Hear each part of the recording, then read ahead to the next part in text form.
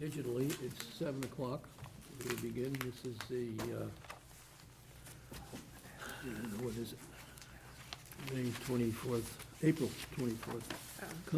Conservation Commission hearing. And I need the,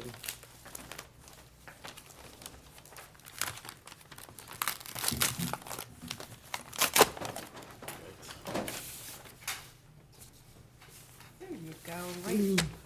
thank you. Town of Walpole Notice of Intent, Conservation Commission, public hearing in accordance with Massachusetts General Laws, Chapter 131, Section 40, Wetlands Protection Act, Walpole Wetlands Protection Bylaw. Additionally, in accordance with the Walpole Stormwater and Erosion Control Bylaw and regulations, notice hereby given the intent, Lou Petrozzi, Wall Street Development Corp., to construct a new single-family home with the installation of all utilities, required site grading. Property is at 15 Pinnacle Drive, map 19, parcel 49 and 182. Plans are filed to Conservation Commission office. Public hearing for this notice of intent will be held in person, April 26, 2023, beginning at 7 p.m. All interested persons request to be present. Let's see, what do we have here? You want this? No, that's just the DEP number, Okay. so that we just received the DEP number. I don't think that we really have any comments. He submitted a fast track permit as well. We didn't get any comments from any of the departments. We did not receive any comments from the department. No other comments from outside. This is That's correct. summary. Okay.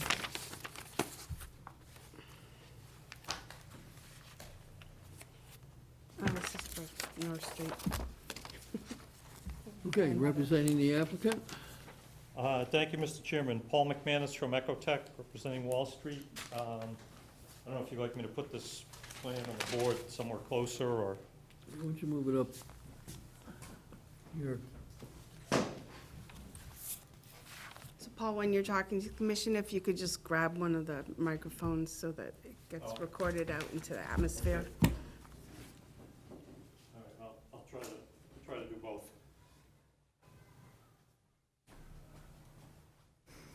So this is a lot that's partway down on the right-hand side on Pinnacle Drive. There's a number of existing single-family houses down there. There's a single-family house on either side of the lot. This is maybe a third of the way down on the right. As you can see on the plan, I've highlighted the wetlands. There are no vegetated wetlands or streams on this property. There is 200-foot riverfront associated with the Ponset River Bird Pond. I recognize that the status of Bird Ponds vis-a-vis river is in adjudication, but this filing basically shows a riverfront coming off of that, off of the bank, down below, which would be above the image in this photo. And the lines, that jurisdictional line comes from the ANRAD plan that was filed and reviewed some time ago, and I think is pretty straightforward where the bank is. So the plan also shows the 100-foot BVW buffer zone from the same, excuse me, from the same filing. The buffer zone is actually just off-site to the north. You can see I have highlighted on the plan. So jurisdiction then is limited to the outer riparian area, which is roughly the back half of the lot. So this lot, based upon riverfront jurisdiction, I go through in my site report. There's three separate provisions that really apply to this situation.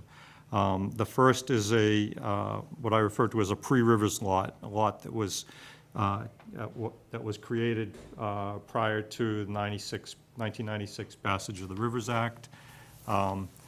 That provision states essentially that the lot can be developed as for a single-family house with, you know, kind of minimal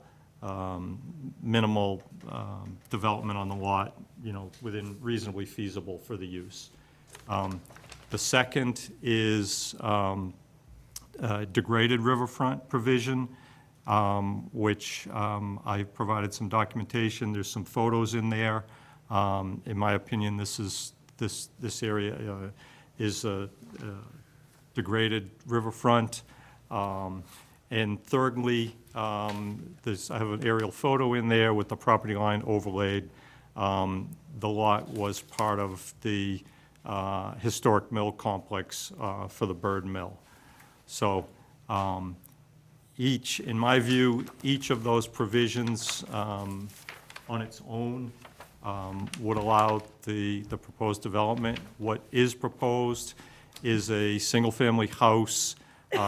There's proposed infiltration at the back of the house, and in the rear, 20 feet, I think, it's 20 feet plus or minus, we've actually specified some naturalization plantings within there. So in my narrative, you can see I have photos, some from at the top of the site, some looking into the embankment at the back. You can see the topo lines, very tight topo lines, just off the back, along the back lot line and to the north. Very obvious fill slope there, and there's various and sundry debris in there. So, as I said, I think all three provisions happen to be applicable here, and any one of them on its own, I believe, would allow the project to be developed. So it's just you know, it's a small lot. I think everybody's probably at least generally familiar with the conditions on the lot. So with that, I think that's all I have for formal presentation, Mr. Chairman. Okay.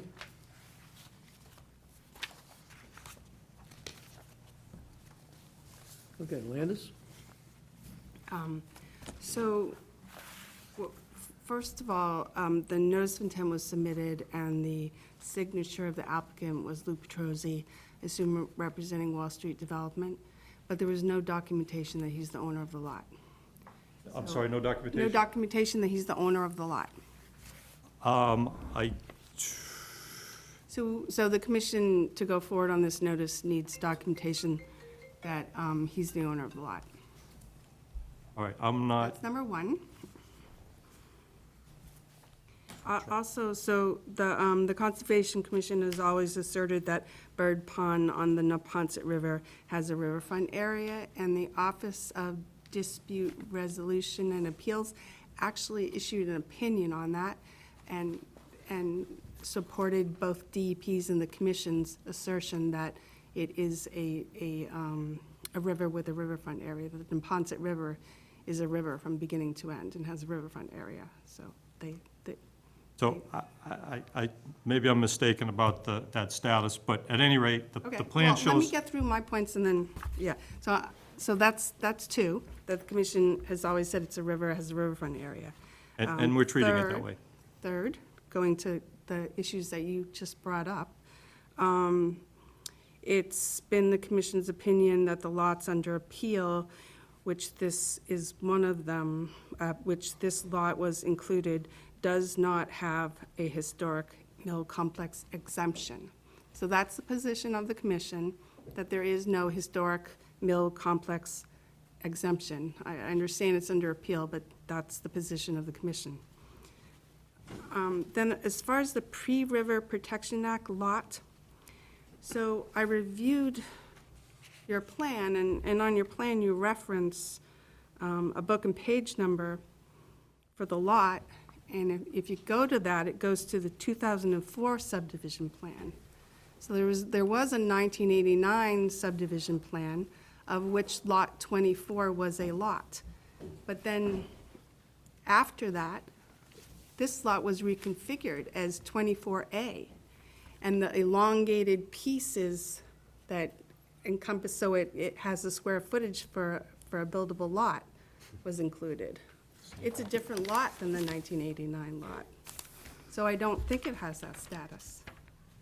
What was the date of that? It's 2004 subdivision plan. 2004, all right.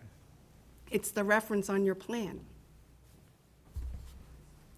So, yeah, so unless you have any other documentation, I don't think it falls within that pre-Rivers Protection Act a lot, that the original law appears to have been configured. The 24A was configured in 2004, not, it was not recorded prior to October 6, 1997. It was a different lot. I may be mistaken on that. That was my, So, yeah, so therefore, the commission should review this notice of intent as a proposed single-family lot recorded after October 6, 1997. And, I think then the next thing to look at would be the redevelopment or degraded riverfront area. So in your notice of intent, that section, riverfront area, you don't provide that information. So I think the only information you provided is, I'm trying to get there, acknowledging that there's riverfront area. Oh, yeah. So all that's there is a box that checks 200-foot riverfront area. So we need to know what the square footage of the riverfront area on the lot, what you're calling degraded, and if there's no degraded, and how much you're altering. well, the riverfront area itself is only the back half of the lot, roughly. And I believe that all of that area is degraded. Okay, well, we need that information, because that's, all it says is that there's a 200-foot riverfront area. Okay.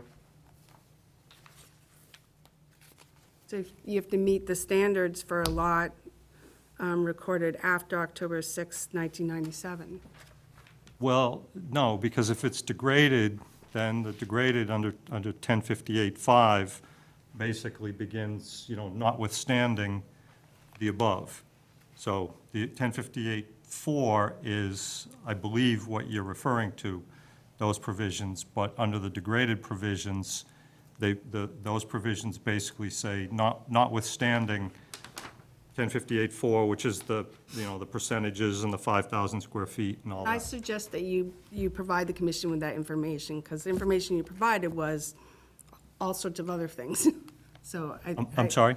The information you provided was on the historic mill complex, on the riverfront area, and, I think the appropriate would just be that degraded riverfront area, if that's what you're saying it is. So I think the commission needs additional information, certainly proof that this lot is owned by Lou Petrozzi Wall Street Development. Well, I do go on page 4 of my site report, page 4 and 5.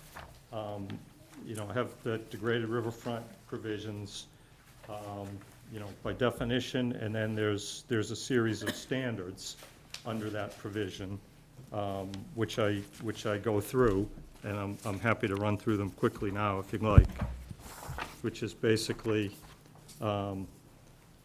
improvement over existing conditions, and the project, the project would, eliminate all the exposed debris, which there's a lot of, you can see in the photos. Cover with topsoil, planting with native vegetation within the rear, which is obviously the part closest to the river. B is stormwater management provided according to the standards. The lot is exempt from the stormwater standards, less than 4 lots. However, infiltration of roof runoff is proposed. There's information detailing that on the plan. Proposed work not closer to the river than existing conditions, or 100 feet, whichever is less, except in accordance with F or G. There is no work within the inner riparian, the 100 feet, and the work is actually proposed to restore the portion of the lot closest to the river. So the degraded area closest to the river is proposed to be restored. So we meet that,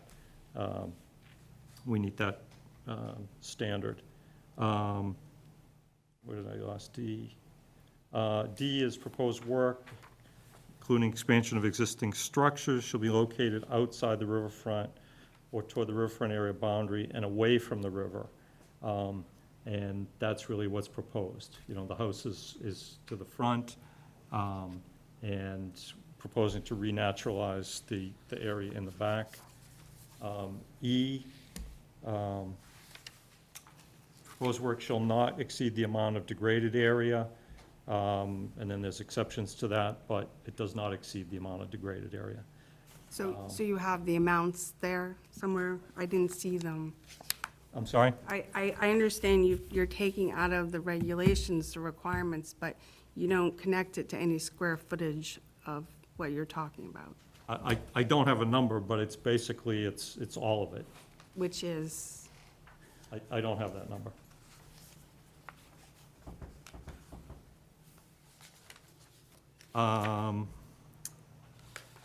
F is when you're proposing restoration, alteration may be allowed. That's kind of the trading one-to-one.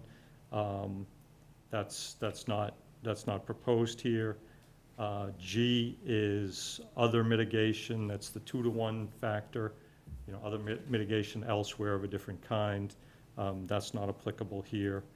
And then H is also under F and G, which is the other mitigation, you know, for work in non-degraded.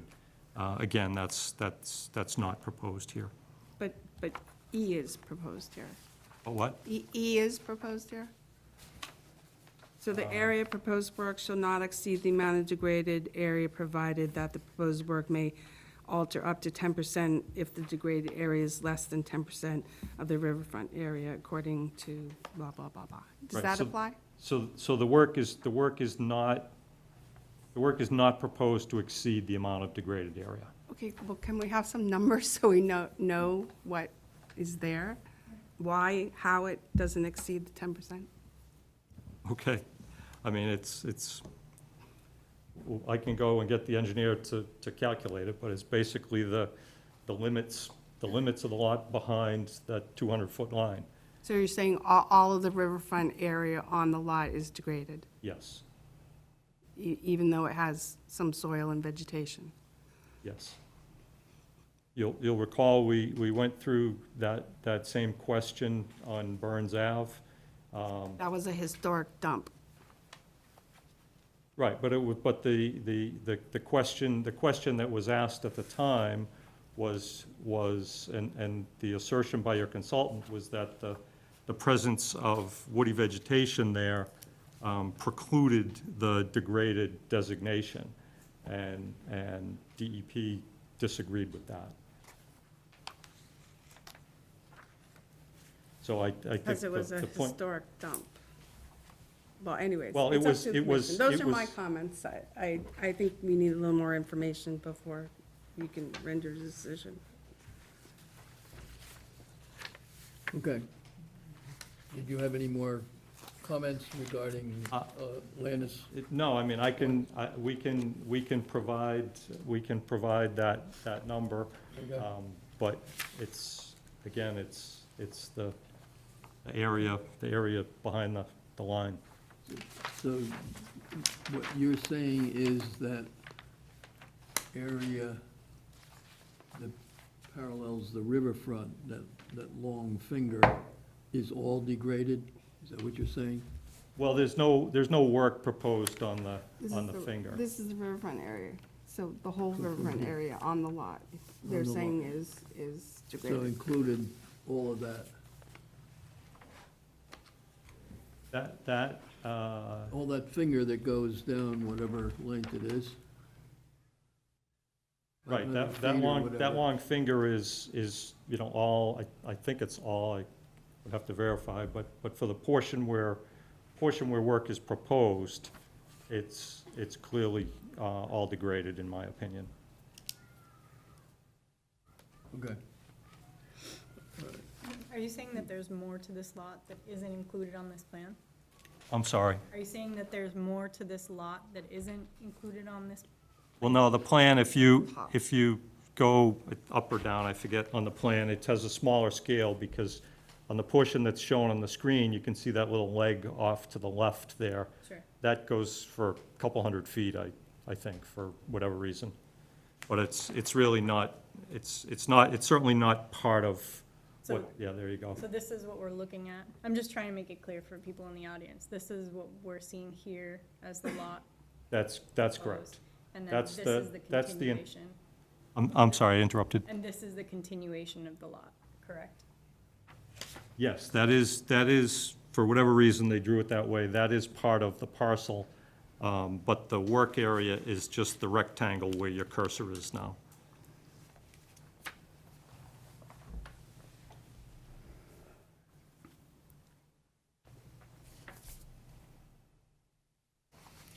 Okay.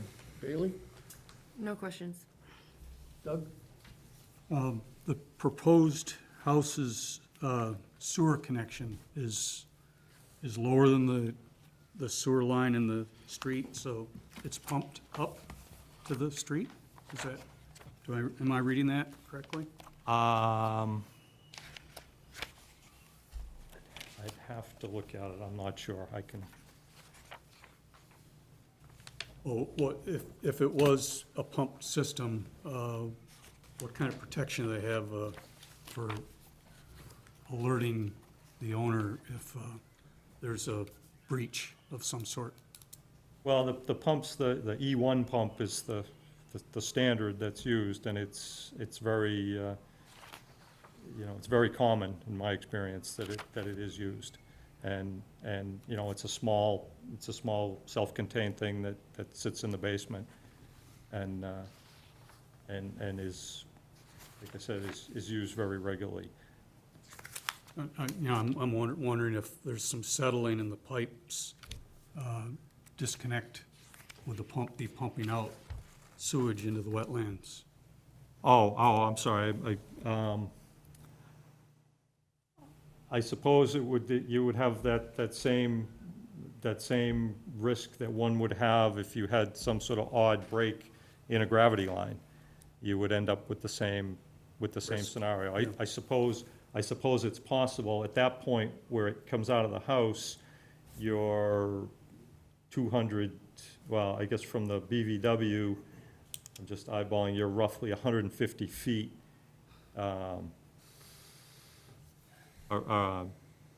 roughly 200 feet, excuse me, from the BVW, and 200 plus feet from the riverbank. Excuse me, this looks like a gravity sewer line. You've got a slope reference on there, and it's 4-inch coming out, and then 6-inch after the clean out with a slope. I would expect that would be gravity.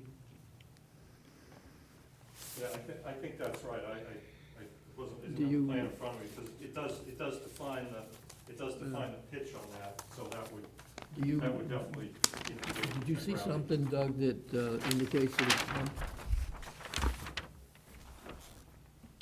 I didn't, all I saw was a clean out. I didn't see a Well, pump. that's to be able to get to the pipe. Yeah. I guess because it changes, looks like it changes direction, changes size, so may change direction, so they put a clean out there. 6 inch. Yeah, I think you wouldn't have a clean out on an Straight. E1 force No. system. Yeah, okay, And it would be smaller. okay, I'm sorry, I Smaller didn't know that. diameter I didn't pipe. have it in front of me. yeah, okay, Anything else, Doug? that's it. Okay, Medio? No, not right now. All right, I think I Betsy? have 5 comments or questions. First of all, on the next iteration of this plan, please label riverfront clearly. I mean, you've got it on yours, it's absolutely not on ours that's before us. And then secondly, along that same vein, it feels like recently, because it was such a vivid conversation that we had, more than one, but we got a ruling that the Neponset River is a river. an actual ruling. So to hear once again that it might be a pond, I was under the impression that that was an issue that was out it there. is not an issue that is out there. Okay, I And just it's- wanted to, I just wanted to go and say that my understanding was that it was an unresolved issue, You know, but you that, could run those questions by Landis, because it feels just so, it was such it was a very interesting bunch of discussions that we had about whether the Neponset River is a river, and it actually got resolved, so I would really love not to hear it again. All right, and the third thing is I just want to say thank you to Landis for figuring out what I didn't, because I went to the subdivision that was pre-1996. And I said, oh, okay, just part of the subdivision. Landis caught that it's not, that there's been a reconfiguration since then. And I wouldn't have caught that, but I guess that's why we have a conservation agent, and not just an ordinary citizen. And the fourth thing is, I'm not sure we should be evoking Burns Ave here, and if we do evoke Burns Ave, which was not on a river, not on this kind of mighty riverfront, and yes, it had, and was a historic dump. If we are evoking Burns Ave, by the end of it, all kinds of diligence was being done with square footage. I mean, we were getting each little area, and that's what has to be done here, even if it seems just absolutely obvious. I mean, it's just, those are the rules, and we can't say, okay, you guys don't have to calculate your area, but you other folks do. I know it's the same person, but, so that's all Landis is asking, and that's all we're asking. And then finally, it's a question, what is going on with that lot configuration? Can we see it again, Stephanie? What? I think it's to make up the square No, footage. I want to hear him say it, because he acted like he didn't know. Sorry, I know what it's about. What is the lot configuration about? I know what it's about, actually. Because you said you weren't sure what was going on. I don't know, it's, that predates me by, What do you think is going on with it? Sorry, I must be in a bad mood. if I had to guess? Yeah. If I had to guess, I would say that the lot, the zoning required a certain amount of frontage, which, my guess is that the minimum frontage is probably achieved, and a certain amount of area, which was made up by, that long, skinny, irregular piece. Correct. To get the area. Correct. Thank you. So, if I can just comment, I did not intend to rub salt in wounds, we're showing the riverfront, we're treating it as riverfront. So I apologize if, I'm putting salt in wounds, that was clearly not my intent. I just wanted to kind of get past that issue. I didn't think it was as resolved as I'm hearing you say, but the plan shows riverfront. And, we're not contending that there's not riverfront on this lot. So, with respect to the vegetation, and the Burns Ave comment, I just was responding to Landis's comment, question, I don't remember the framework, about, does the presence of vegetation preclude the degraded designation? My opinion is very much no, and I point to Burns Ave as support for that opinion, where a degraded area, an area that was found by DEP to be degraded, had very significant vegetation, much more significant than exists here.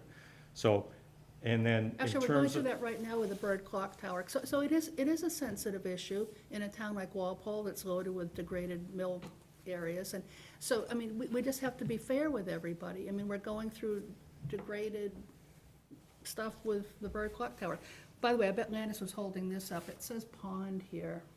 No, I wasn't, I was I'm actually, holding up this one, it says pond. in your submittal, you have the 1989 subdivision where you can see lot 24 is different than 24A. okay, so it's the 2004 is the operative date. Right, so, yeah, the book and page is on your plan, And the subdivision plan that you submitted with your notice of intent is the 1989 plan, where you can clearly see the lot configuration for 24 is different than 24A. I will provide have the engineer calculate the area that you request to Ms. Dyer. You won't see the same sorts of numbers and calculations that we discussed for Burns Ave, because, as I said, that was under 1058-5 F and G, because, which applies if one is proposing to alter non-degraded riverfront and to mitigate for that. There's two ways to mitigate it. One-to-one for restoring existing degraded, and 2-to-1 for the other, which is the more broad, kind of open-ended other mitigation that they intentionally made, very broad. So, as I said, I will provide the number, but you won't get, there's not the same sort of arithmetic exercise that you saw for Burns Ave. Okay, thanks for that clarification. Yeah. Okay, Al? At this point, my only question is, how do we get from a lot with no tail on it to a lot that has a tail on it, and claiming that they're able to file under the one with no tail on it for the lot? I think there's something going on there that we need to have a legitimate explanation for. Well, with respect to the tail, there's no work proposed Doesn't matter. in that. It's not the same lot that you're claiming it is. When you show this lot with the bend on one end and the tail on the other end, and claiming it's the lot that was provided many years ago that they're basing it on, until we have that issue resolved, I don't think we need to go forward with anything else. Well, Landis has pointed that out to me. I trust her research was better than what I was provided, so. I think the subdivision was, my vague recollection to this is, the subdivision has a long history, that there was one plan in 1989, and then it either expired, or there was something going on, and then it was resubmitted later on, and I think that's what the 2004 version is. I don't know if you guys remember exactly, Well, there was but change- there was a, change in there was a, owners- there was a change in long ownership. history, yeah. Yeah, so, I mean, if, 89. as I said, I trust Landis's research, and the 2004, 2004 date is the date of lot creation. And so I'm not attempting to dispute that. Okay. Anyone in the audience have any I have questions? one more You question, want- if I go could, ahead. Chairman. Yeah. I was just curious, while we're still here.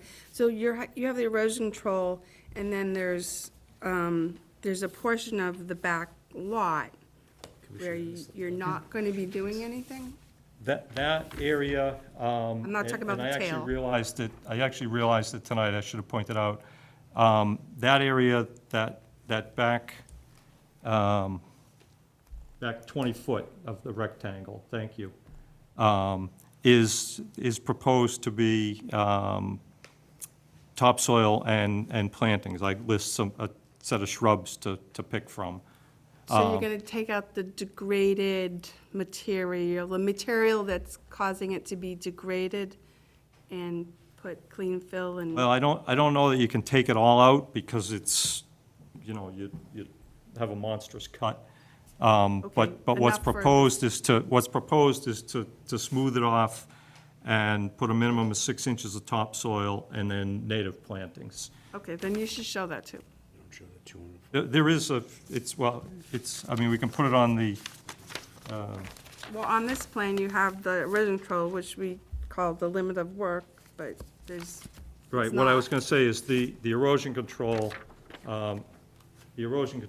should also wrap around that. Erosion control wraps around the what I'll call a more conventional construction. But you're right, it should come back around that, because, you know, there is that topsoil and planting within that, what is it, 1,800 square feet. So you could show that on the plan. So I actually noticed that just before the meeting when I was putting my highlighter around it. If I could add to, when you are providing the calculations, I think it's important for the commission and for the record that there is some sort of statement to make it very clear that there is absolutely no work being done on the tail portion of the rest of the parcel. All right, probably the best way is if we make a very clear limit of work demarcation around what I'm calling the rectangle. Right, I'm saying that just because you want to consider the fact that we're asking for calculations on the riparian zones and the actual limit of work, and to know that that is still part of this parcel, but it's not being considered for the actual limit of work, throws off calculations to a certain degree. So it's important to indicate that. All right, we'll try and get that as clear as possible.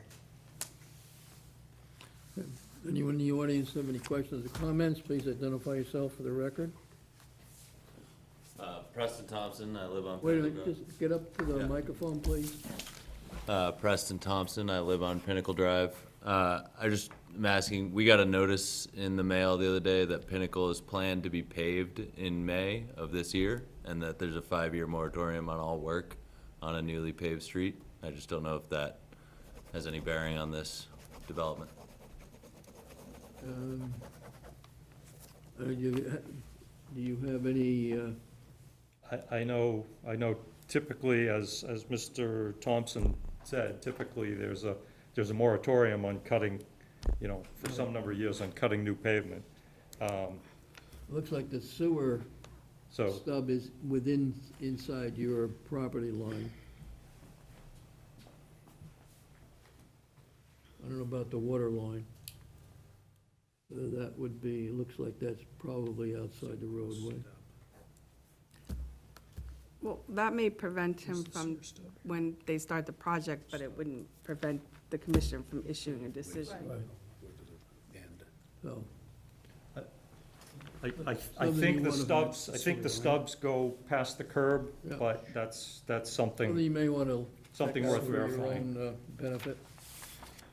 Anyone else? Okay. That is,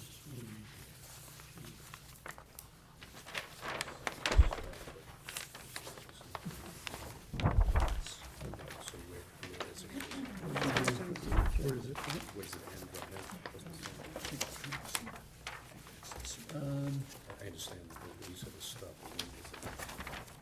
we have any, what do we have, our next meeting is, May, is it 10th? Do we have any ad opening there? 7:25? There's no line. 7:25? Does it have name? Doesn't it? Okay. That work for you? We'll go now or later. Will that work for you, May 10th? I think so. I think we still have some, thank you. We still have some unresolved issues, which,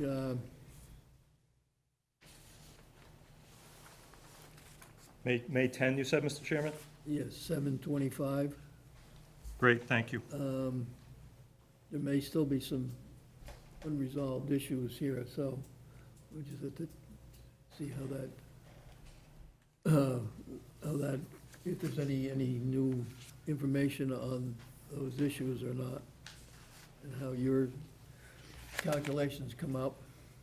So, I will follow up on, I have a number of points, so. okay. So someone make that a motion then? So moved. Second.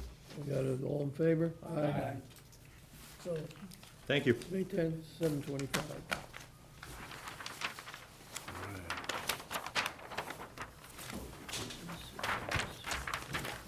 This part of that same thing, isn't Yeah, it? I just think, okay. Well, no, sorry.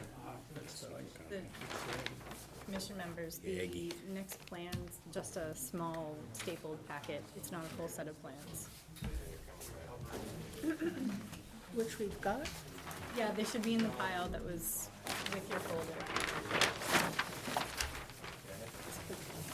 There's nothing left in this.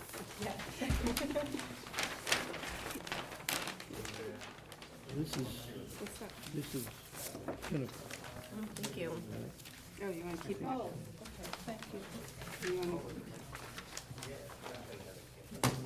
Looking for, Joyce, are those the same as what we've been provided? One different one, and that is, I just did a locus map. Oh, okay. That should be noted. Okay, here's our, here it is. I didn't see what, what's Here's our thing. Just wanted to make sure you had the same as me. Thank you. something right there? we get a picture and a plan, okay? Town of Walpole, request for determination of applicability, Conservation Commission public hearing. Excuse me? Thank you. In accordance with Massachusetts General Laws, Chapter 131, Section 40, the Wetlands Protection Act, Walpole Wetlands Protection Bylaw. Notice hereby given the intent of Gary Nagel, 23 Daylily Lane, map 27, lot 405 in Walpole, Mass., to construct an addition to the existing dwelling 88 feet from bordering vegetated wetland. If you people want to talk, please go outside. Plans for this request for determination of applicability are on file at the Conservation Commission office. Public hearing, the above matter will be held in person, April 26, 2023, beginning at 7:15 PM. All interested persons are requested to be present. And representing the applicant, My name is Joyce Hastings. I'm from GLM Engineering, and I'm representing the applicant. This is a project at 23 Daylily. This is a house that was previously here for a notice of intent. And with that, there are the wetland bounds at the back. You can see the 100-foot buffer zone comes through just a portion of the house. And we're proposing to install a 14 by 22 addition. It's highlighted in, it's hatched on this plan here and highlighted in red on the one that I gave you. The porch will be, there's no foundation underneath it. It's going to be supported with helical piers. And then it's all within the existing lawn.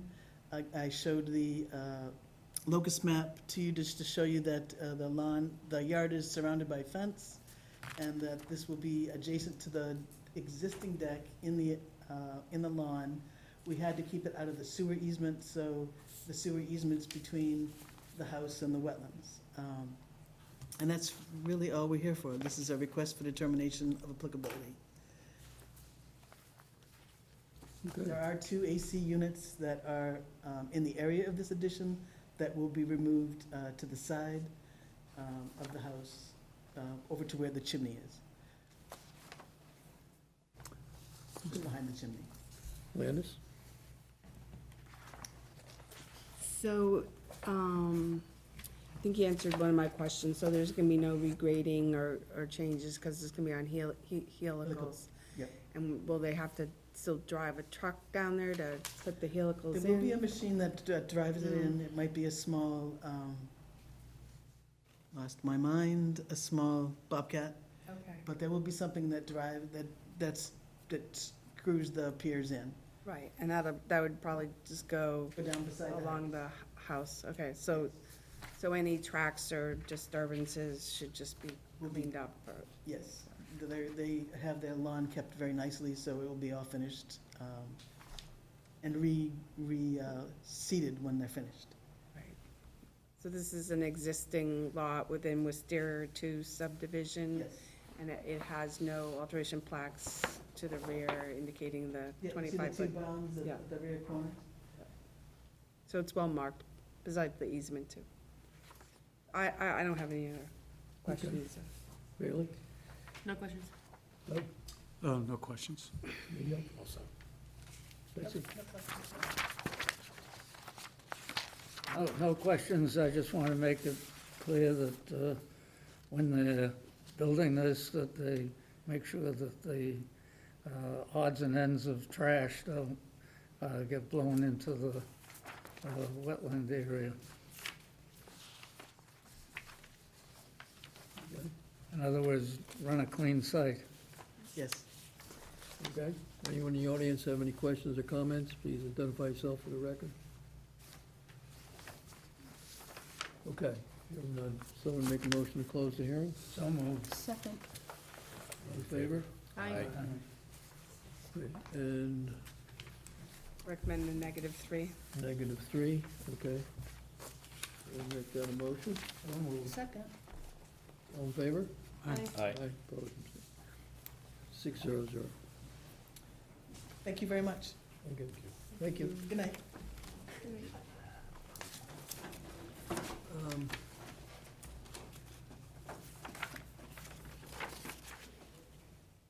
You're here for the North Street? Yes. Okay. We're going to continue that hearing. So if, should have mentioned that earlier. It'll be the May 25th. 26th. No, I think it's, is it 26th or 25th? After the 10th. 20, what would be? May 24th? I don't have them for the 10th. Let me, Next meeting's the 10th, right? So it'll be Yeah. 2 weeks after that, so it'll be the 24th. yeah. Thank you so much. So, Yeah, 24th. Thank you.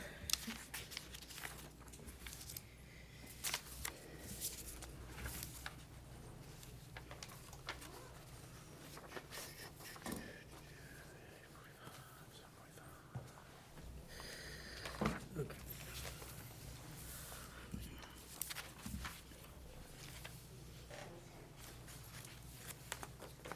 Let's see.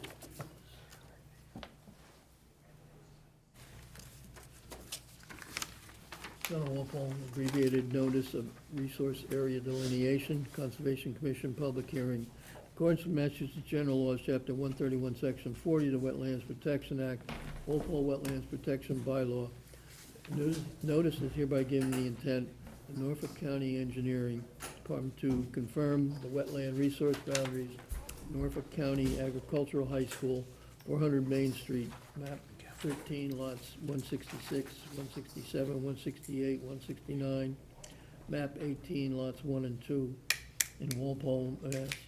Plans are filed to Conservation Commission office. Public hearing on the above matter will be held in person February 22nd, 2023, beginning at 7 PM. All interested persons are requested to be present. So, presenting the applicant. I'm Mark Manganello with LEC Environmental Consultants. This is Pat Higgins from Norfolk County Engineering Department. I'll just give an overview to sort of refresh you as to where we're at with this. We had an initial public hearing a few months ago. Commission decided to hire Beta Engineering. Jonathan Nero from Beta's here as well. He conducted a peer review of our delineation. We met at the site to review some of the comments he had on the delineation. We made some revisions to the delineation based on that. I believe the sequence was that after we made some revisions in the field, Beta supplied a report, and that prompted us to make a couple of additional revisions to the plan, which we've summarized in a letter I submitted yesterday to Landis and to the commission, sort of listing the plan revisions that have occurred to date. Obviously, there are revised plans in your file that reflect all the changes to the delineation. And I think Pat submitted a second letter today just to clarify on which plans which revisions were made. One of the sort of big picture things we did with the plans is we created an ANRAD site boundary on the plans because there are multiple parcels at the Norfolk County Agricultural High School, and we were only focused on a certain portion of the property, namely a couple of agricultural fields.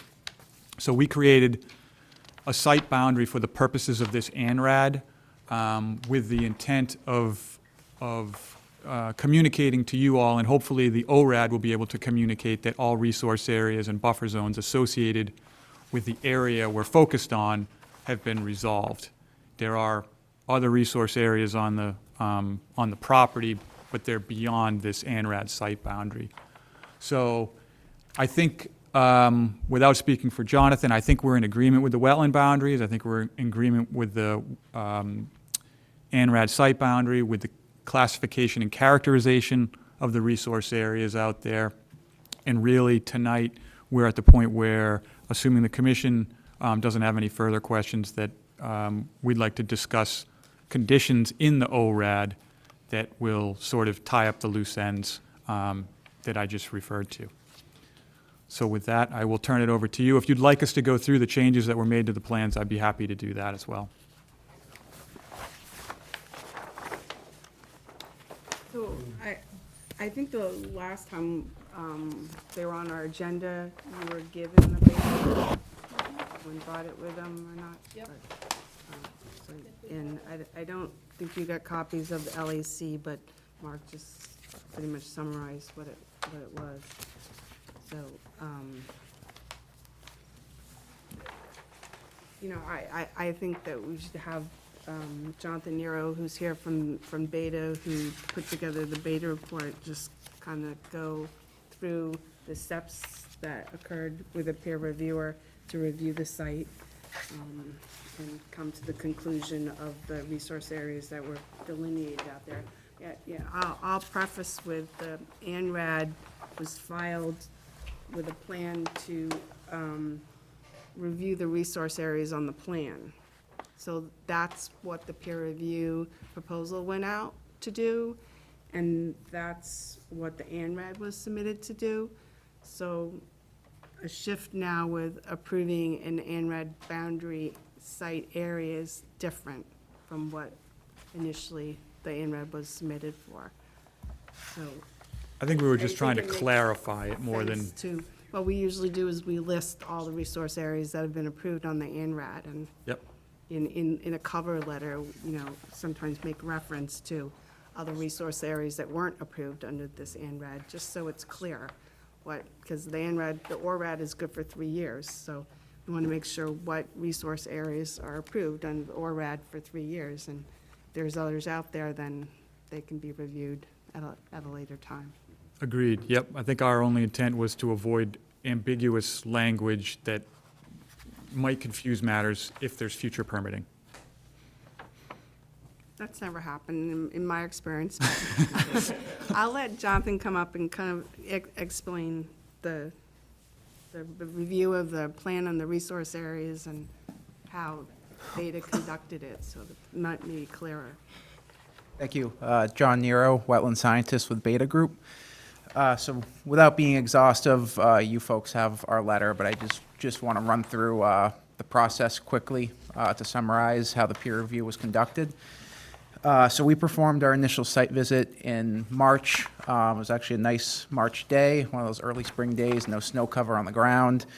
And we reviewed, the site in accordance with the scope that was presented in the NRAD. So we looked at the flagged bordering vegetated wetlands, bank, and the mean annual high water mark of a perennial stream that projects riverfront area onto the site. So we walked all of the flag boundaries of the BVW. I would say a large portion of it we concurred with LAC's delineation. There were a number of areas where we did see some discrepancies based on some observed hydric soil indicators as well as hydrophytic vegetation above the wetland boundary that was flagged. So we took note of those. They were generally within 5 to 10 feet up gradient of the flagging, some of which brought those observed indicators, out of wooded areas and into some of these agricultural fields, which is very common to see on these kind of sites. And in addition to the vegetated wetlands, we also took a look at the streams that were flagged at the site. There was one perennial stream, an unnamed perennial stream, that was flagged at the southern extent of the study area, We did agree fully with the bank and meannual high water delineations of that stream. There was also an intermittent tributary to that perennial stream running from north to south in the western portion of the site where the bank was flagged. We do agree that per USGS mapping and stream stats, it is a perennial stream, or sorry, an intermittent stream with no riverfront area. However, we assessed, I would say about 80% of that stream fully agreed with the bank boundaries. We got to the northwestern corner of the site where this stream flows into the site. And due to what we think is a, really an undersized, very old culvert under one of the cart paths, and the recent snow melt we had, the entire wetland associated with this portion of the stream was flooded. And we couldn't discern really any bankful indicators at that time. So that's, another big thing we took note of. So we reached out to Landis, briefly went over our findings with her. We decided to facilitate a smoother process. We decided just to go out on a second site visit with LEC and Landis. We walked all of these areas. LEC was accommodating of all of our recommended flag changes for the wetland boundary. And we took another look at that stream. Water had receded a bit, and we were actually able to see some indicators of flow, sediment drift patterns, and we're able to, of that 20% of the stream that was remaining, I would say about 10 to 15%, we were able to agree with the bank boundary as it was flagged. We could see what their line of thinking was with that delineation. However, there was still a stretch where there was very minimal or really no flow observed, no bankful indicators. So we know there is a stream there, but we weren't able to confirm that portion due to site conditions.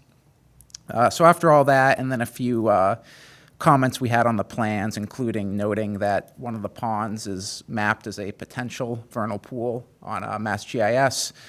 LEC and Pat from Norfolk County did provide revised plans. One of the additional requests was to also confirm the bank of that pond containing the PVP, in addition to a small fringe wetland around it that we had already looked at. So we did run back out to the site, confirm that. So I would agree that at this point, the flag boundaries that were reviewed and revised are accurately depicted on the plan that was most recently revised and submitted. We do believe that both streams that were delineated as well are accurately classified. The southern stream on this portion of the site is perennial, and its tributary north of it is intermittent. And we did provide, as we normally do in our peer reviews for ANRADs, some recommended findings of fact. And, some of those deal with what I previously discussed, things like, there's portions of an intermittent stream that could not be confirmed due to site conditions, or that there is a mapped potential vernal pool within a pond on the site, but, given the time of year and the scope of the ANRAD, a vernal pool assessment was not performed.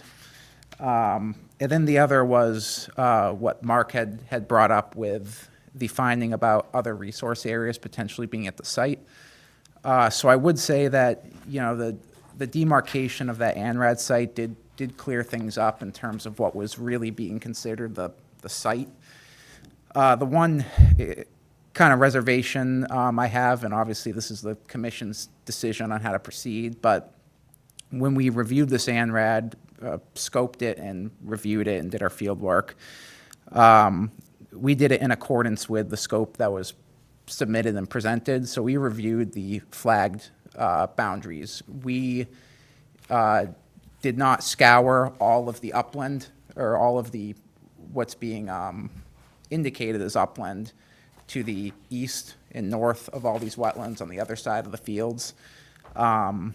So, our finding, we would still recommend that because we did not look at every area of what is currently mapped as upland within this study area to confirm that it is upland. We just looked at the boundaries that were flagged to confirm if they were correct.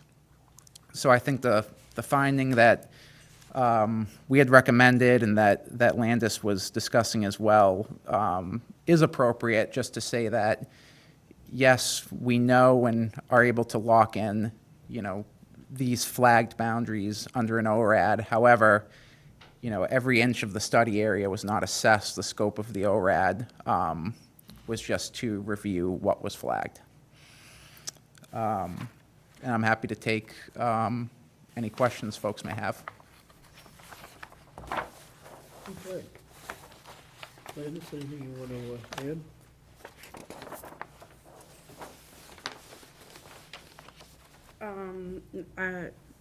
No, only, I guess only, again, I'll say that, so I've been here for 22 years. I've been doing this for over 30 years. And the way we've always written ANRADs was to, if the ANRAD is submitted to review or approve or deny or modify wetlands resource areas, that's what we did, and always included that in the ORAD. And so it was clear what the ORAD pertained to, what resource areas had been reviewed. I think having the boundary of the ANRAD on the plan helps identify which area was looked at, but I agree with Jonathan that I don't think it should be included that we know there are no other resource areas in the ANRAD boundary area, because that's not what was looked at. Are you comfortable with that? Could we take steps then to rectify that? So if we were to do another site walk, and if I went out with LEC, to verify that there's no other areas within the site boundary. And when I read that phrase about other resource areas that projected onto the site, I was more concerned about people thinking like Cobb's Brook was very close. So we actually measured to make sure Cobb's Brook is it's like 400 feet away or more from the site. So there's no riverfront area coming in from the west. And that we checked the distance to the south to there's another pond out in a field that we're not permitting. And we measured the distance from the bank of that up to the southern perennial stream bank, and that was about 140, 150 feet away, so there's nothing. I was more concerned of people thinking that there were other resource areas that had, and their respective buffers would project onto the site. If we went out and walked the full site and sent a letter confirming that we had no other areas that we thought were resource areas, and had Jonathan Nero from Beta come out, would that make a lot of sense so that you would have a comfort factor? And maybe just the word I'm looking for is that there's no known resource areas in that site, because we try to vet out. My whole point was to vet out anything so that, from my standpoint, I've got everything on the plans depicted, and that everybody, the residents, the abutters, know that we're being completely transparent, that there's nothing that we haven't, no stone left unturned, that we haven't depicted something on the plans. Because my concern is that people are gonna come back later and say, the county, I've been told to vet everything out to make sure that everything that's a resource area or a respective buffer or riverfront area is shown on these plans. And so if we could just do another field check, just to, walk through and then get in touch and have if you want your peer reviewer to go out and verify, would that suffice, where you'd have a better comfort factor with that? Is that something you normally would do? Because it's No, I guess we rely on the applicant to provide a plan that has all the resource areas that they feel need to be reviewed by the Conservation Commission under this ANRAD, and an ORAD issued for whatever activity is going forward, and that's what gets peer reviewed. okay. And I think that's, maybe that wasn't as clear to your peer reviewer or to you all as it needed to be. But when we outline the ANRAD site boundary, That's our intent. We want to nail down all resource areas within that boundary. And I think that's reasonable because, you know, think of a potential future developer looking at the property, and they get the ORAD, and they read the ORAD, and they look at the plan, and the plan says there's uplands here, there's wetlands here. Okay, I'm going to start designing a project. That's why we do the ANRAD, right? To nail down resource areas before we design a project. So I think what Pat is asking for is reasonable here. We delineated, I know I've already delineated all the wetlands within the ANRAD site boundary. I think the only thing that hasn't happened, as Jonathan alluded to, is that he hasn't scoured the entire upland of the site to make sure there isn't anything we missed. Right. I don't think I need to go back out there. I don't think you need to go back out there. But if you all are uncomfortable at this point writing a condition that says all resource areas and buffers in the ANRAD site boundary have been confirmed, then I think Jonathan needs to go back out there so that we can say that. Yeah, I think as is, yes, I would be uncomfortable recommending the commission write the ORAD like that. But if you want to expand your ANRAD and expand the peer review, then Well, we're not expanding anything, because we've already submitted the plans, we've shown the wetland boundaries, we've shown the ANRAD site the boundary. scope of the work that that a boundary of a site on your property needs to be looked at completely to see if there are any other resource areas, rather than taking the resource areas on a plan that you provide the commission Okay. and verifying them. because Gotcha. That's what was done. It wasn't Okay. walking through the whole site to see if there was anything else. It was looking at the flags you had already put out there and verifying if the peer review was in agreement. Is that correct, John? Thank you for the clarification. Yeah, I honestly. think that's reasonable. I think, you know, If you want to, Jonathan, second mic, please. In the closing of the ANRAD report, you know, it was stated that they were looking for confirmation of the flag boundaries. So that is what we looked at. However, to both Mark and Pat's point, we have seen applicants also make this request that, you know, they define, usually it's, you know, it's a site with, you know, we look at the entirety of the site up to the property boundary, so it's clearer. But now that that ANRAD site has been defined, we'd be happy to look, you know, walk transects all throughout the upland areas and make sure that there's nothing that was missed. That way the commission has, you know, record of a peer reviewer looking at those areas.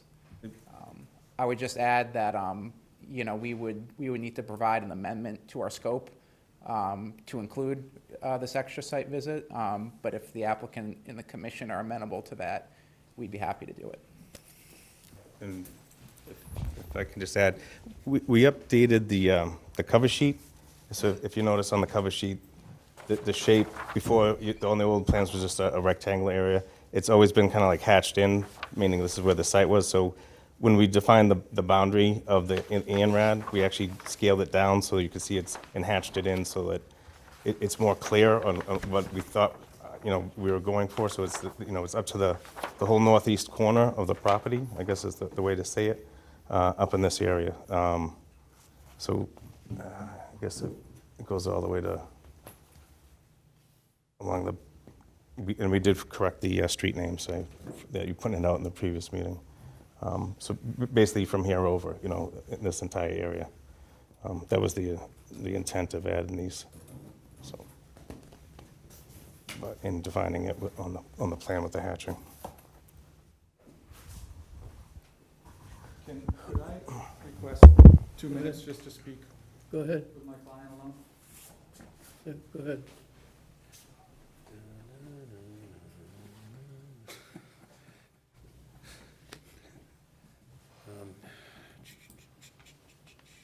What we're asking to do is review the whole site, not just the outline that they had flagged. The Essentially, thing we looked at, what they did was give us a plan and hold up a microscope yeah. instead of pulling the microscope out so that you can see the whole plan. Right?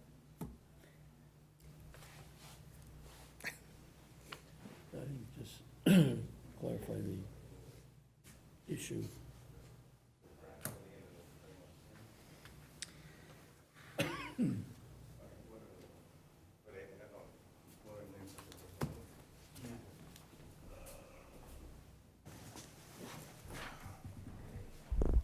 Okay, so this is basically what we have reviewed, what Beta reviewed, was the wetland areas, resource areas that you had flagged, as opposed to reviewing the complete site to see if there might be any other additional resource areas. Is that Yes, I think that summarizes summarize it. Yeah, Lynn just clarified that. I Okay, clearly understood this. okay. Bailey, any questions? No, just a comment where I think I'm in agreement with most folks where we would like the whole site done versus just this little section of it. Okay, That's it. 202 acres? Well, to this gentleman's point, what if a developer comes in, you'll have the whole thing all set? When you say the whole site, do you mean the entire property or the whole ANRAD site boundary? Well, I'm confused why you put in a ANRAD site boundary in the middle of your whole site. Like, I'm new, but I am used to seeing the, I think, whole site versus. No, just a I understand the portion of it. question. It's totally reasonable question, especially if you're new. I'd say there's two reasons. Number one, with the ANRAD process, we're not required to do the entire site, so we can do a portion of a site. And when a site is as large as this is, the additional cost to delineate all the wetlands, to survey all the wetlands out there would be thousands and thousands and thousands of additional dollars. And a lot of that delineation would be irrelevant for potential future development. So we really focused on an area where there is a potential for future development and wanted to just nail down resource areas near there. About, if I can add to that, about 13 or 14 years ago, when they did the school building project, we had the front pond by Main Street delineated, and then any of the wetlands that are along where the pastures in the southwest corner and the south half of the parcel, and the drainage and everything was flagged and delineated, just for the area so they could do the school building project and the additional barns and the drainage. And they didn't do the rest of the site at that time either, so they just did it in pieces. That's what we've done in the past. As needed, I guess. Thank you. Thank you. Doug, No questions at this time? media? That's it? Yep, no questions now. Al? No, I'm just in the middle here. I see that you only want part of the site checked out. Does that mean that the rest of the site is not going to have anything done to it? You know, it's hard for us to help preserve the environment, and when applicants only go part way. So I'd like to see more checked out to make sure there's nothing else. Like, I know somewhere on the site there's a spring, at least that's what I've been told, so, you know, I just don't think we've done enough here, that's all.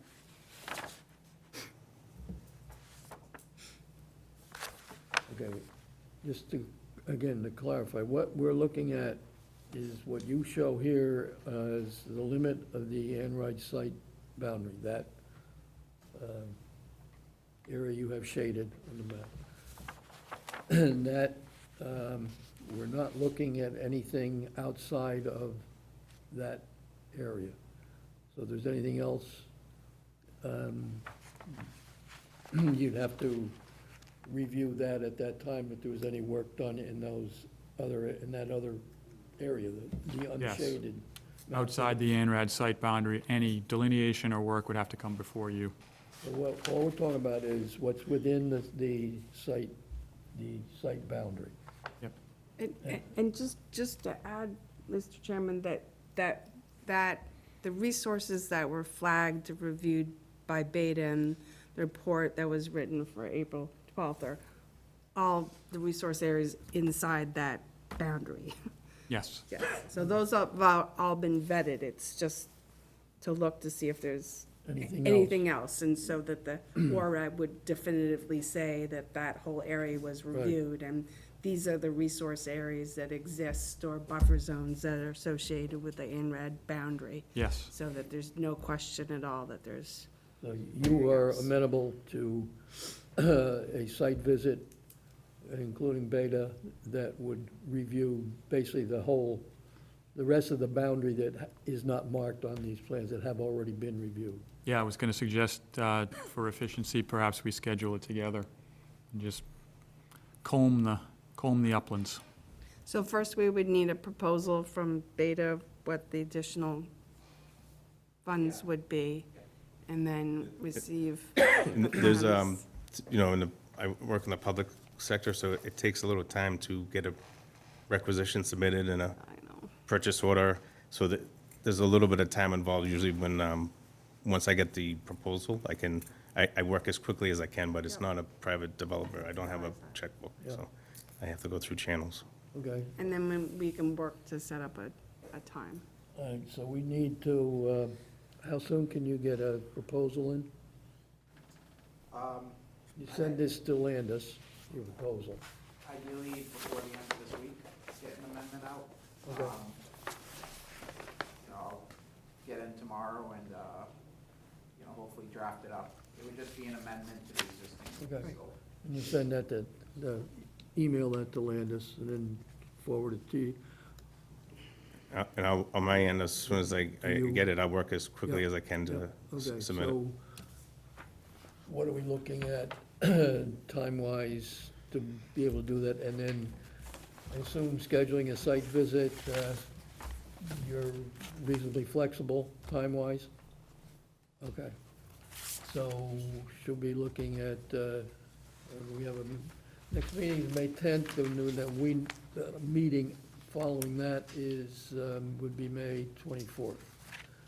Would that be more practical to allow enough time to get all the ducks 2 weeks lined is up, feasible plus and a check site in. visit? Why don't we, could we start with 2 weeks, and if Yeah. things aren't going to be done by then, we'll push it out another 2 weeks? Is that okay with you all? We'd have to have the submitted revised plans in by May 3rd, right? So If Yeah, there we- are we- any- Yeah, sometimes we can get it done, but sometimes, that seems a lot. It's a lot. That's a short time. yeah. but I think you should go for 25th, 24th. 24th, sorry. Can I try and be, can I try and be an optimist, and then I'll ask for a continuance if we can't meet that timeline? So on May 10th, we have scheduled up to 7:25. We have 4 hearings scheduled. And it's possible there'll be no changes if no wetlands are found, so there will be no revised plans. That would expedite Right. the process.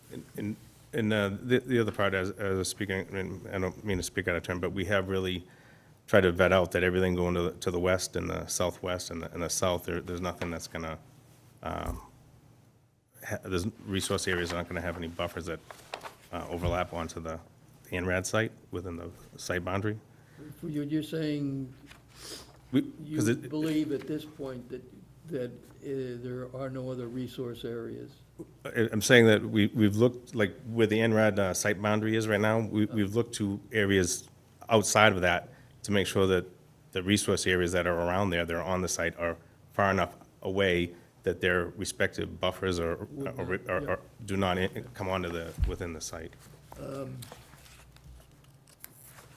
All right, so what do we think? If there's no changes to the plans, is this, time-wise, you think this can be accomplished? I'd like to try and stay with the 10th if you can, and I would appreciate that, and then if we can, I'll let Landis know, but we'll be working as quickly as we can.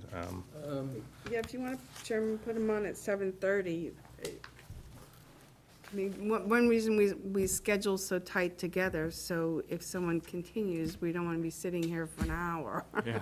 So that's that's, you know, we've been getting a lot of continuances. So we have an agenda, or we don't schedule some because we have a full agenda, and then half the agenda continues. So That's why Okay. I was just thinking it was more realistic for May 24th, but if they want to stick to May 10th and you want to put them at 7:30, we'll probably, it'll take us probably to 7:30 to get through the first 4 anyways, so.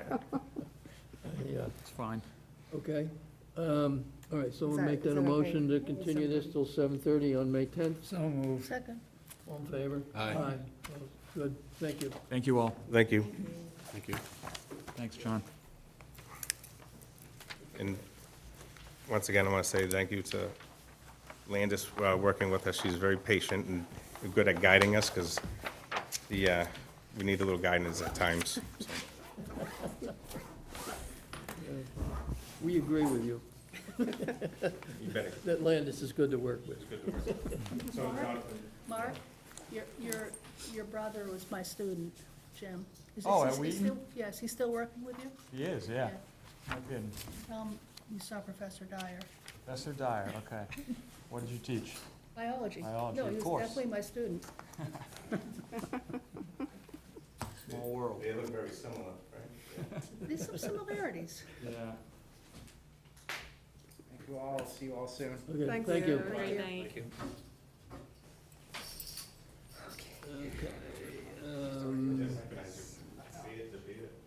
Oh, North Street, gotta read that in. What do we do with that?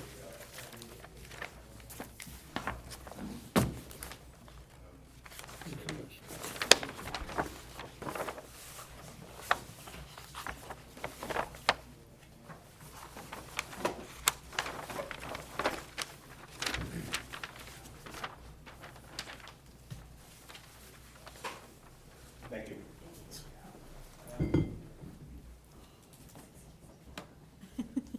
Stretch.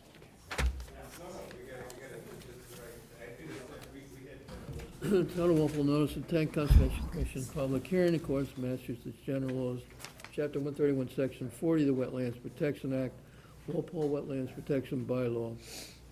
Notice hereby given the intent of the Town of Walpole to construct a pull-off on North Street to access conservation land, map 9, lot 18-1, within 100 feet of wetland resource area in Walpole, Mass. Plans on file at the Conservation Commission office. Public hearing above matter will be held in person March 22nd, 2023, beginning at 7:20 PM on, the person requested to be present. Hearing's been open, continued. We went to the planning board scenic road hearing last Thursday. So did you Is that what that continue the public hearing? Hmm? Are we continuing the public We're hearing? gonna continue it, but I'm just saying, we went No, to I the don't think, if you're meeting. gonna continue it, I don't think we should discuss it at all. Well, I just said that we went, and so that hearing has been continued. Just so everybody's aware of that. So we need to continue this until after the next planning board hearing, which is May, I think it's 18th. So our So it'd be May May 24th. 24th. Trouble with that. I do. So what do we don't have anything on for that yet, I don't No, think. we have something that was Do scheduled we add tonight, something? right? Okay. I don't know. No. Yeah, Oh, May no, it's a 18th pull-off. is, planning board. But we have Warwick. Warwick is 7:15. 10:15.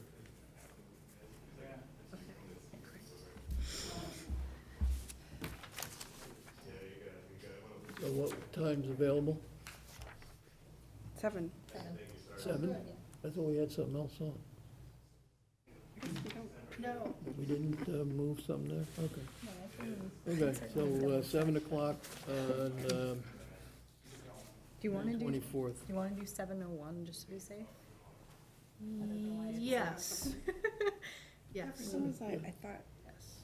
I don't know. It's not going to my brain, but I don't think. Yeah, let's just do 7:01, Yeah. just in case. Okay, 7:01 on May 24th. So make that a motion? So moved. Second. All in favor? Aye.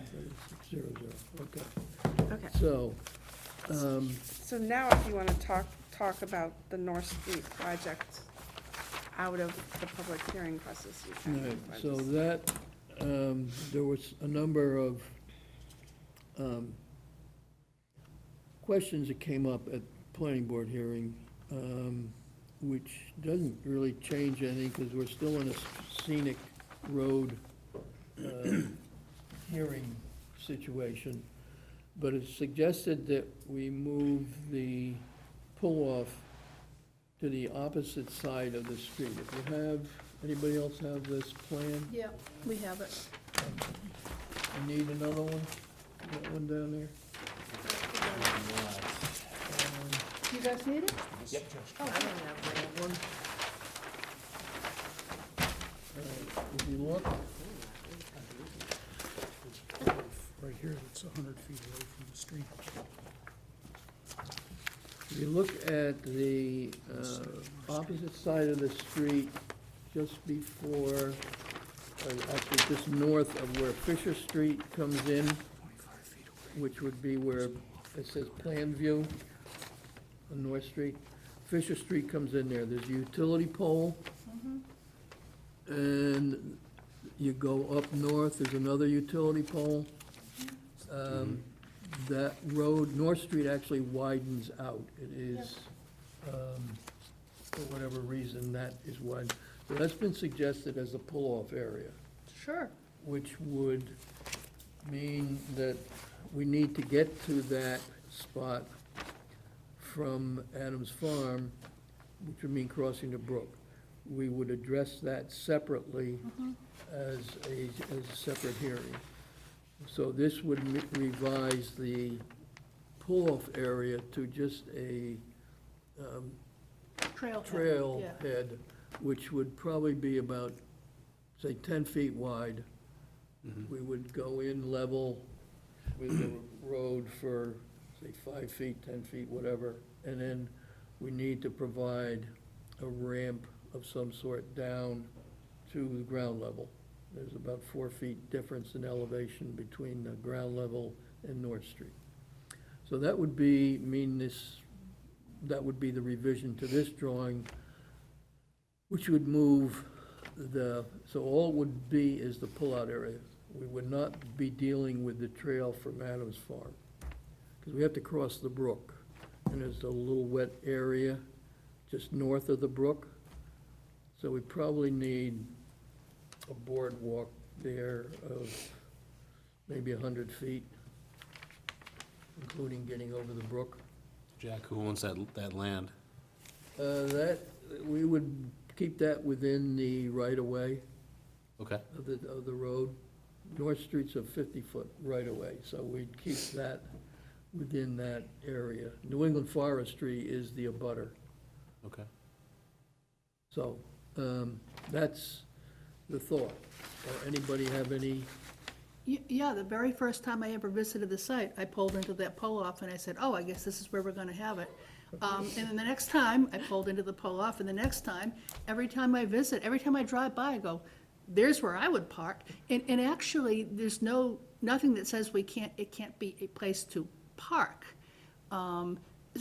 Let's consider it, because we had a whole rigmarole about pull-offs and dropping off wheelchair people, not wheelchair, but disabled people, and kayaks, and it's like, potentially, it could be just in fact, I was even thinking going forward, I'd park there. It's a parking spot, and if it could be made into 2 or 3, good. I mean, there's lots of conservation lands that have little 2 or 3 parking spots, and that suffices.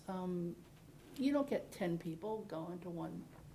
Yeah, you've got, we'd have to look at what do we measure, 85 feet between the 2 telephone poles? Yeah, 2, 3 cars. So, and you'd have to do some clearing to get sight distance, so you could see Yep. traffic coming south on Yep. North Street.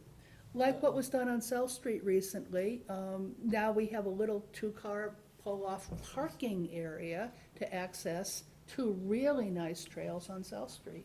I mean, it's really, it's what you expect if you go looking for, what we were coming up with, I think, was all about the deed restriction.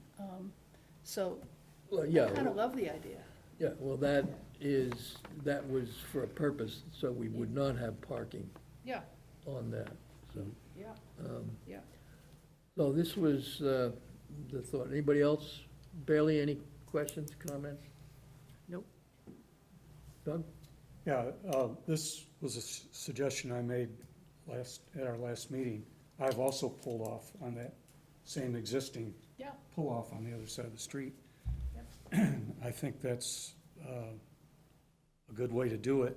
As far as getting a crossway over the stream, when I pulled off there, I was able to walk all the way down to Adams Farm.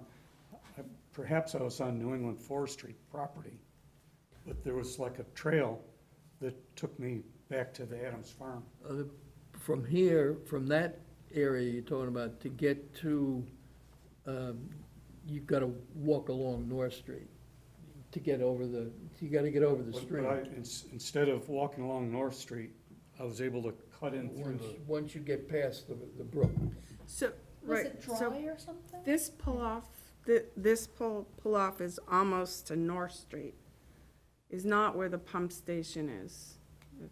That's what maybe are you thinking about, Doug? Well, it's, what I described as a pull-off, it's about 100 feet No. south of the stream. That's this area.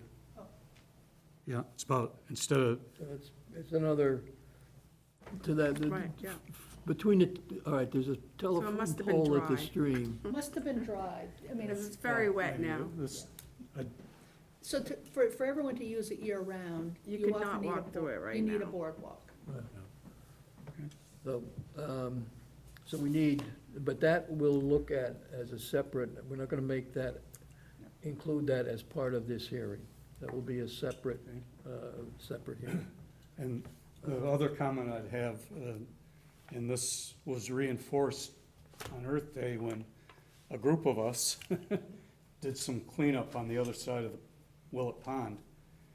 Along the causeway there, they have a pull-off.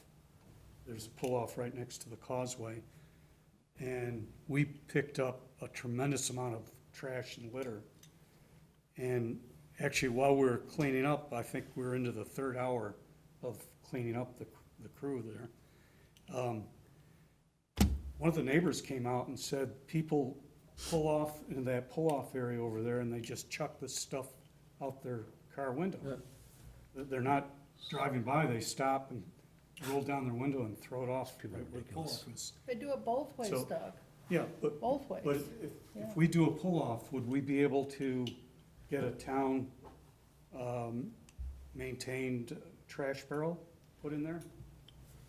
Can ask, I personally think we should put up signs, carry in, carry out. Yeah, If I you- wouldn't put a trash I barrel there. don't think, if you put a trash barrel here on the street, you're just inviting more trash. Yeah. You could Well, also- carry in, carry out, can there be a fine for the people that are littering? Yeah, but then how are you gonna catch them? I mean, these are, you know, if you could see them do it. I've never once seen anyone toss a nipper bottle out their car window. How do they get on the street? I don't know. They're Someone- tossing them. Sneaking around at 2 in, dumping loads of them, I guess. So, It seemed that way at the causeway. We filled, I think, a half a dozen Yeah, I'll bet you giant did. trash I'll bet bags. you did. Mostly beer cans and nip bottles. But see, the problem with, for me, this should be like a college philosophy class or something. It's sort of like, then you don't shut down conservation land because people are sneaking nipper bottles out their window, you know, where you don't even Not see it. nipper. What? They're not What nipper. goes there, What I are think, is Oh, so how we would can, you know? The nip ball. How does he know these? hey, we can discuss that, this issue later. I know what they're called. I hear you, Maybe hear your some point. fines that go, no littering signs with a fine. Yeah, we could put no. Probably litter. is. Anything else? Would there be a crosswalk, Jack? Would the, Do we need a crosswalk Well, there? that's one at Yeah. a time. Emilio, yeah, we're gonna have to get from this area, the pull-off, then across the street, yeah, which would be probably to minimize the angle, be near that utility pole, and that would come across, which then is on our side of the property that belongs to us. Steph, can you zoom in on that area?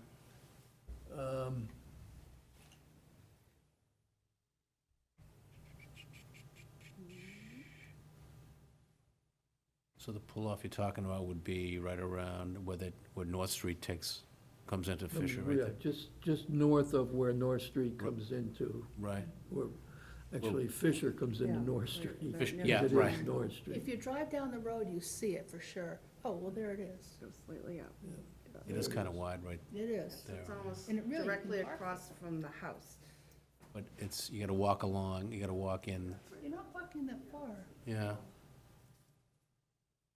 I pasted off, it's like 100 feet from the stream is where that pull-off area exists.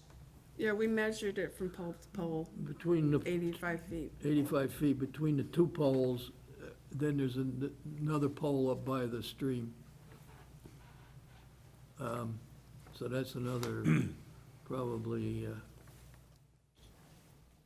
looks like probably close to 85 feet. So, yeah, we would have to have something there with signage, but at this point, we need to pursue this with engineering to revise the plan, so, any other, Al, you had any comments? Just that we probably need a crosswalk, Yeah, that's, okay. I So- think it's a good idea. Okay, anything else? Anybody else? Okay, so we will proceed with engineering. We gave them our thoughts from our visit, Landis and I visit the other day, and they're tuned into it, so. Right, and I talked to Kate about when we need to submit a plan, May 3rd. So, engineering's gonna try and get it done.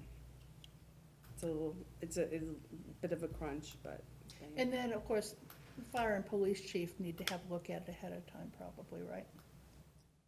We got a comment back from the fire department, but we didn't get one from the police department. You No, haven't but that heard was for the anything more? previous plan. That was for the previous. For the one. new plan, it needs to be immediately run by Yeah, the we fire have and to run- police. yeah. Right, we can do it, sort of was indicated that the planning, that it would be sent out through the scenic road hearing process, but we'll do it anyways. We'll do it Because anyway. it wasn't the first time, it wasn't sent out the first time to fire and police. I sent it out weeks ago after the first public hearing we had here. I sent it out to fire and police. But, yeah, we should get their Yeah. input. There's mixed feelings about sidewalks, honestly, I've heard, because sometimes it just creates a situation where a pedestrian says, sees sidewalk, okay, cross. And they don't really, they just assume everyone's gonna stop. And I have most definitely seen that. You know, I'm driving along and all of a sudden someone's like walking on a crosswalk and I don't even have time to register that they're there. So I've heard that. But I think we should get input from fire and safety and from the town engineer, who works on behalf of the road commissioners, which are the select board, and, hopefully all before May 3rd. Okay, so we will see Or what it's May happens. We 18th. get this in at, if there's any updates that we can provide at our May 10th hearing, not for the hearing, but just update of what, that we're moving along and how well, we'll know whether we made the May 3rd Right. timeline or not. So, we may, but that, right now, we're on the scenic road hearing for May 18th. And I didn't get any specific input regards to if it has to go before the select board. Okay, we have minutes from, what dates? May, March 22nd, Yep, I have. someplace here. Red, Huh? red. Red? Doug had sent a couple small typos. No, there was on the bottom of the second page, it says, notice of intent on a Wobble Union Street pull-off area. It's the North Street. Should be North Street. There was something else on that. I gotta And then that, find it. it's also duplicated at the end, their motion continue. So that's what I, And you did get my notes, Yeah, 'cause- thank you. so this is the original draft that's not been updated, right? Yes. Yeah. I have a super small one. Seems so nitpicky. So Page picky. 3, you say at the very end, Zimba asked that the rinsing station was, and I think you meant to put what the rinsing station was. Where are you? Bottom of page 3, under Hayden Lane, Yes. I asked what it was, not that it was. Thanks, Steph. You're welcome.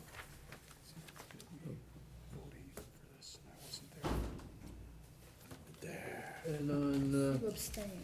you got the North Street. I guess that was it.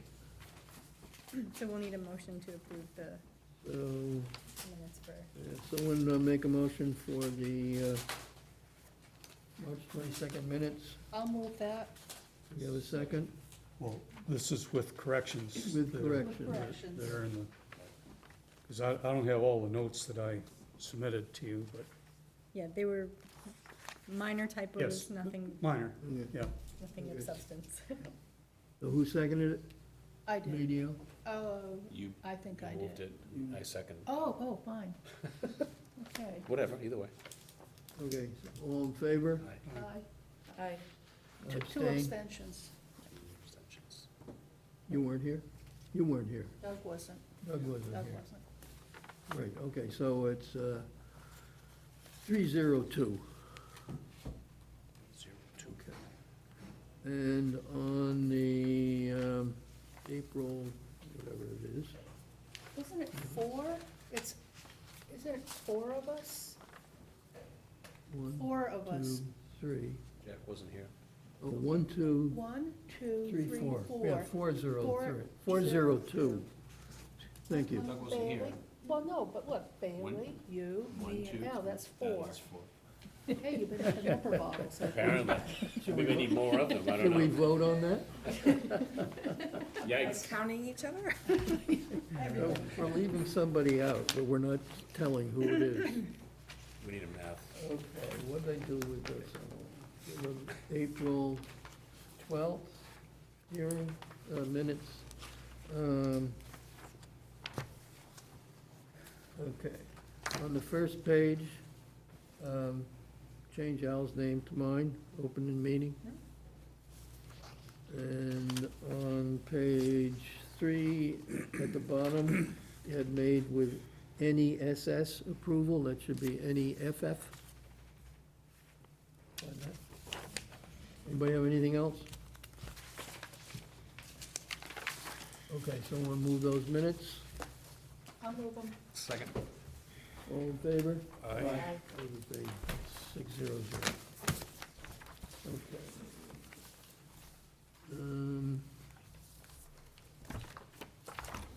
Okay, we did North Street, Road Pond access, nothing. You didn't want to bring up, there's no point in bringing anything up at this point on the Willow Pond access gifts. We got an additional gift of $300. We'll decide what to do with that as we move along. Pinnacle Trail, There's no, nothing new on that. nothing, master plan update, I guess, What? master plan update, nobody's here to give So, you. so the master plan update, I just talked to Lauren in the office, so they're just still doing edits, so there's nothing, they met on the 24th of April, and they're just still working on edits.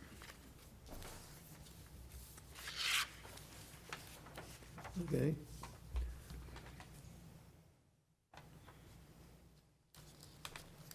Anything on enforcement orders we need to go over?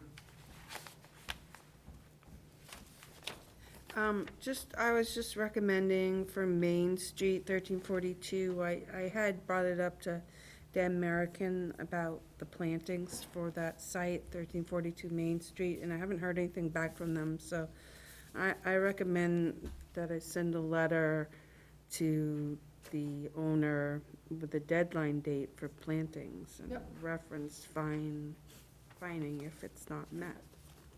'Cause they don't seem to be responding. They haven't done the It's planting plantings? time. Yeah, okay. Okay, so you'll This send is- them a letter? Sorry, this is 1342 Main? Yeah. The vet, The vet, are they supposed to put in permanent barriers in the back? they are, yes. Yeah. They are. Too. They haven't done that yet, No. yeah. They just had the orange cones up. Yeah. Right. Right, so they have to meet the requirements that were discussed and agreed upon. But I'd suggest we give them a date. Okay. How much time do you want to give them? They should plan What do before you June. recommend for a date? Now that we're, Well, I would like to see them maybe respond by the next meeting and then have them plant by before the end of May? June. Yeah, Okay. or mid-June. Yeah, even Well- June is starting to get dry and hot. I would say Why not survive? plantings in Well, they can do it before that. by the end of May Mhm. and have By a the end of May. response, By the end of May, yeah. and have a response for our next meeting on May 10th. Okay. See what happens.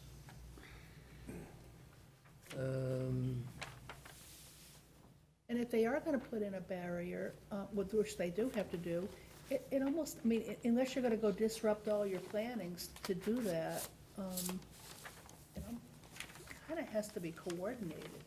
I mean, it's put in the barrier and the plantings. I I actually think you'd thought- have to put the plantings in and then the barrier.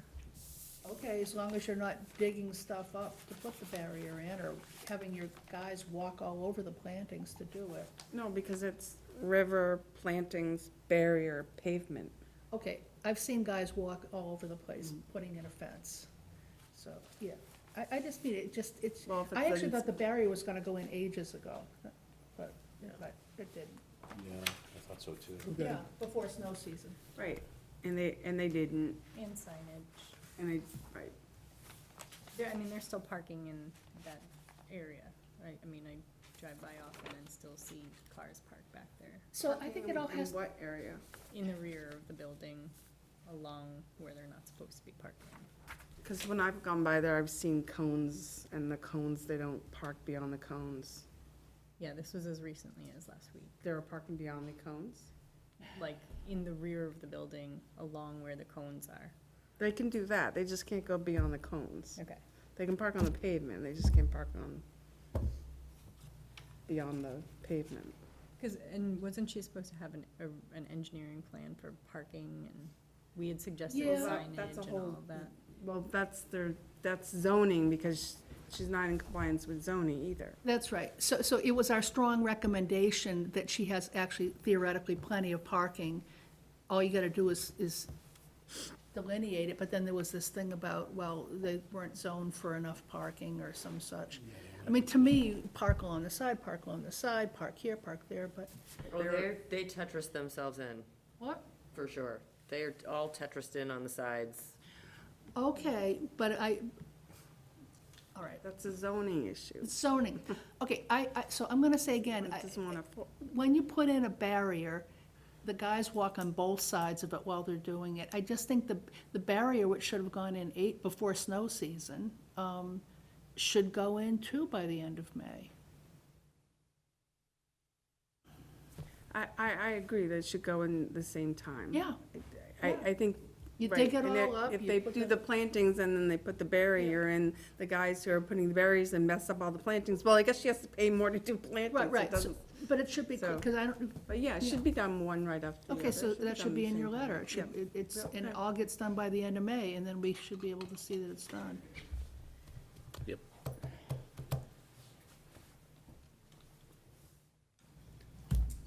Okay? Okay.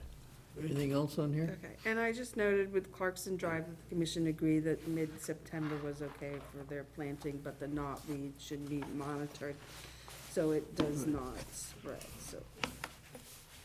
Made note Yeah, of that. They were going to take care of that during the Right. summer season. Right, and then as far as Peach Street, the way the order was issued, that he couldn't move forward on the, foundation of the house lot till he has the plantings done, so. Yep.